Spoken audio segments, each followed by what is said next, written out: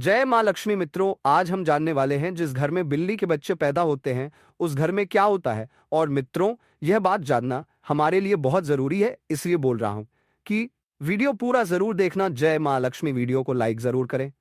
अगर आप जिस किसी भी देवी देवता में अपनी आस्था रखते हैं तो उनके लिए एक लाइक जरूर करें। आपकी दरिद्रता और परेशानी दूर हो जाएगी।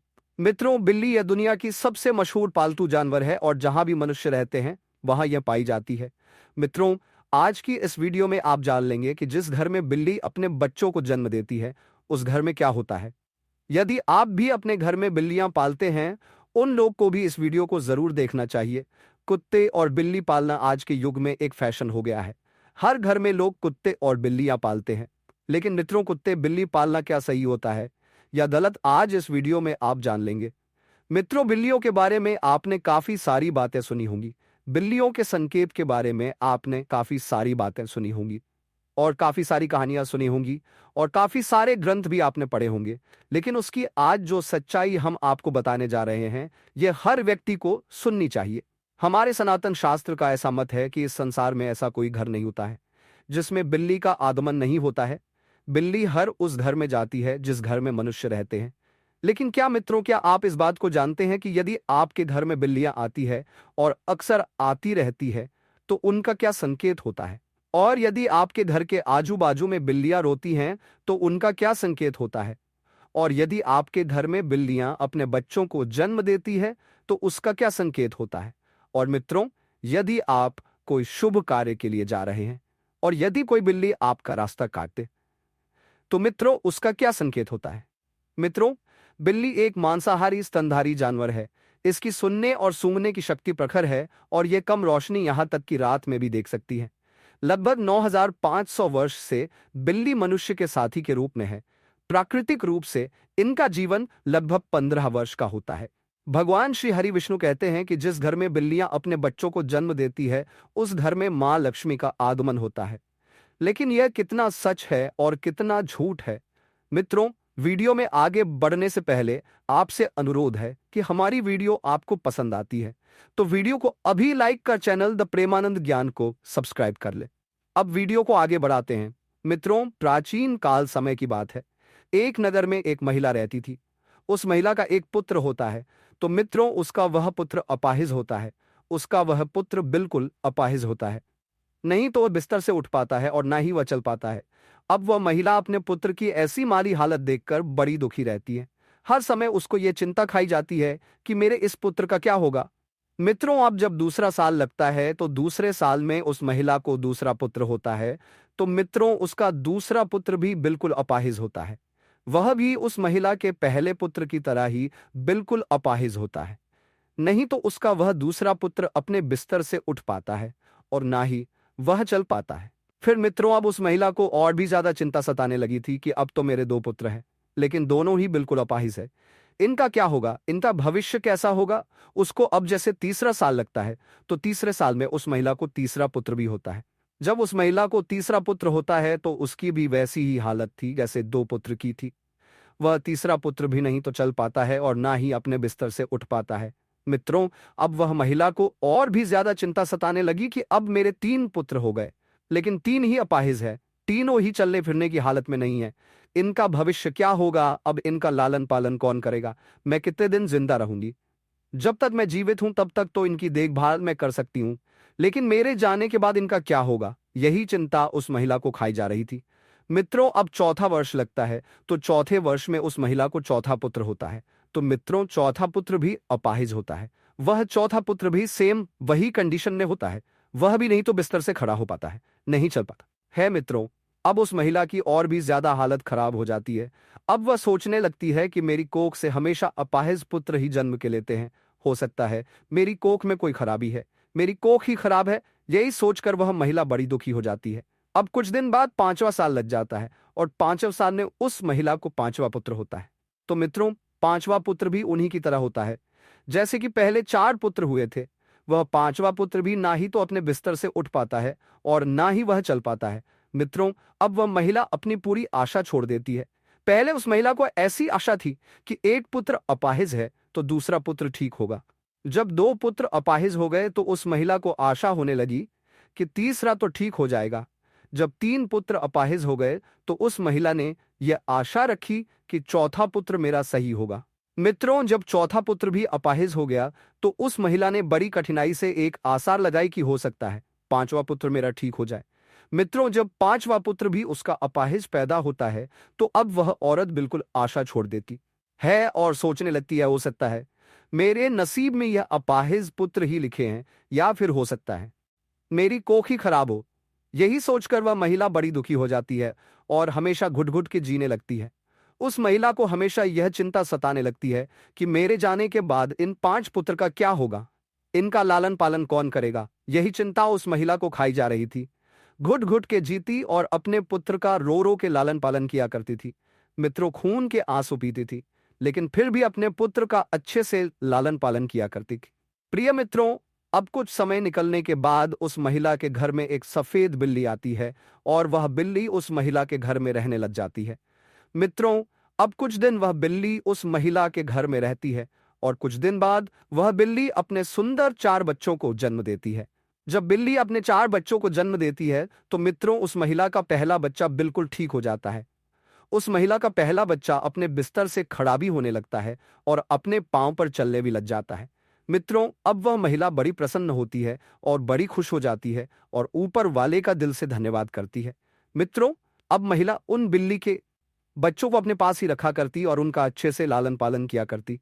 मित्रों, कुछ दिन निकलने के बाद वह बिल्ली का फिर से प्रसव होता है और वह बिल्ली फिर से अपने 4 बच्चों को जन्म देती है, तो उसका फिर से उस महिला का दूसरा लड़का ठीक हो जाता है। इसी तरीके से जब जब बिल्ली को प्रसव होता तब तब उस महिला का हर बच्चा ठीक होता जाता। इसी तरीके से उस महिला के सभी बच्चे ठीक हो जाते हैं और मित्रों, उस महिला के घर में अन्य धन की कोई कमी नहीं रहती है। हमारे सनातन शास्त्र में ऐसा कहा जाता है कि जिस घर में बिल्ली अपने बच्चों को जन्म देती है उस घर में ही मां लक्ष्मी का तीव्र गति से आगमन होता है। उस घर में सुख समृद्धि इतनी आ जाती है कि उस घर में रहने वाले मनुष्य नहीं संभाल पाते। मित्रों, जिस घर में बिल्ली अपने बच्चों को जन्म देती है उस घर में सुख समृद्धि खूब आती। लेकिन हमारे सनातन शास्त्र में ऐसा कहा गया है कि बिल्ली को घर में पालना अशुभ माना जाता है। जिसे घर में बिल्लियां रोती है वह भी बहुत अशुभ होता है। इसलिए बिल्लियों को पालना हमारे सनातन शास्त्र के अनुसार अशुभ माना जाता है। हमारे सनातन शास्त्र में ऐसा कहा जाता है, यदि आप किसी भी शुभ कार्य के लिए प्रस्थान करते हैं और यदि बिल्ली आपका रास्ता काट जाए तो उसको अशुभ माना जाता है। कहा जाता है कि जिस वक्त आप किसी काम के लिए जा रहे हैं और बिल्ली यदि आपके आड़े आ जाए, आपका रास्ता काट दे, तो आपका वह काम नहीं बनता है। और ऐसा भी कहा जाता है कि जब बिल्ली हपकर रास्ता काट दे तो आपको नहीं जाना चाहिए। यदि आपके घर में आकर के बिल्ली रोती है तो मित्रों, इसको भी बहुत बड़ा अशुभ संकेत माना जाता है।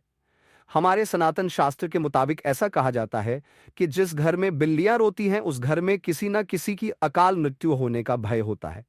जो लोग अपने शौक के लिए बिल्लियां पालते हैं, घर में बिल्लियों को पालना बड़ा अशुभ संकेत माना जाता है, अशुभ होता है।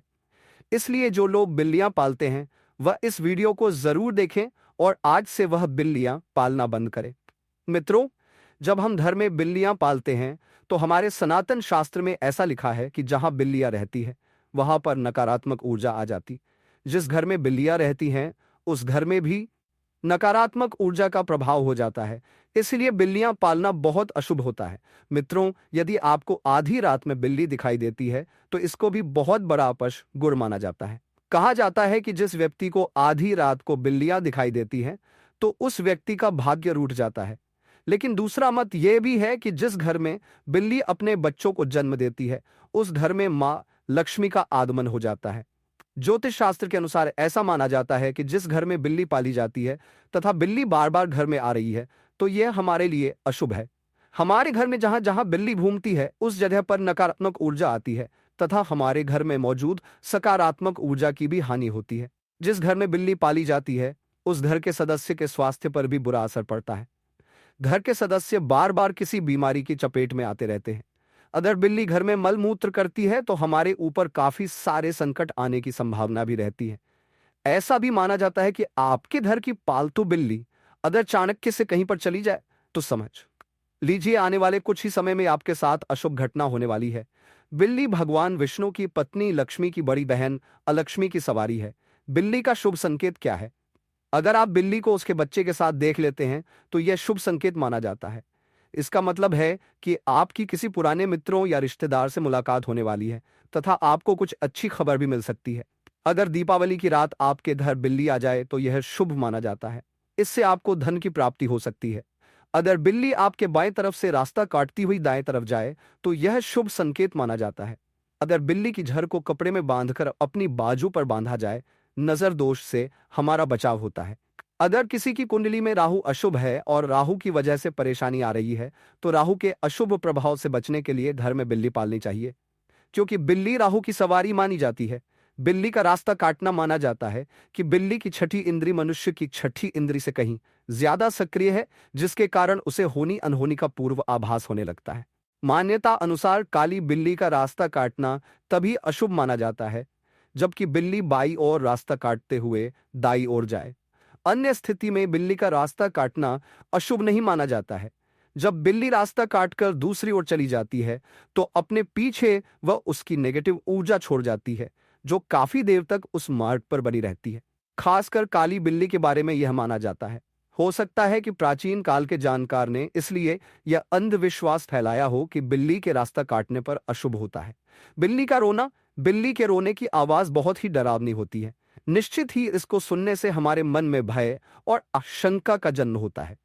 माना जाता है कि बिल्ली अगर घर में आकर रोने लगे तो घर के किसी सदस्य की मौत होने की सूचना है या कोई अनहोनी घटना हो सकती है। बिल्ली का आपस में झगड़ना, बिल्लियों का आपस में लड़ना धन हानि और गृह कला का संकेत है। यदि किसी के घर में बिल्लियां आपस में लड़ रही हैं तो माना जाता है कि शीघ्र ही घर में कलह उत्पन्न होने वाली है। गृह कलह से ही धन हानि होती है। मित्रों, लोगों का अभिवादन करने के लिए जब आप घर आते हैं, जब बिल्लियां घर में आपसे मिलती हैं और जब आप उससे बात करते हैं तो बिल्ली भी आपसे अभिवादन की उम्मीद करती है। ध्यान देना, बिल्लियां लोगों के साथ सामाजिक संपर्क का आनंद लेती है। बिल्ली को स्ट्रेच किया जा सकता है, उसके साथ खेला जाता है या उससे बात की जाती है। प्रत्येक दिन लंबे समय तक अकेले रहने वाली बिल्लियों को मालिक का ध्यान आकर्षित करने की अधिक संभावना हो सकती है। बिल्लियों को अकेले रहना पसंद नहीं है। बिल्लियां अक्सर खेलने या अपने मालिक का ध्यान आकर्षित करने के लिए भी म्याऊं करती हैं। अतः कभी भी अपने पालतू जानवर की उपेक्षा ना करें। उनके साथ हर दिन क्वालिटी टाइम बिताएं, उनके साथ खेलें, उनसे बात करें। भोजन मांगना, जब बिल्लियों को भूख लगती है तो वह खाने के लिए भी म्याऊ द्वारा मालिक का ध्यान आकर्षित करती है।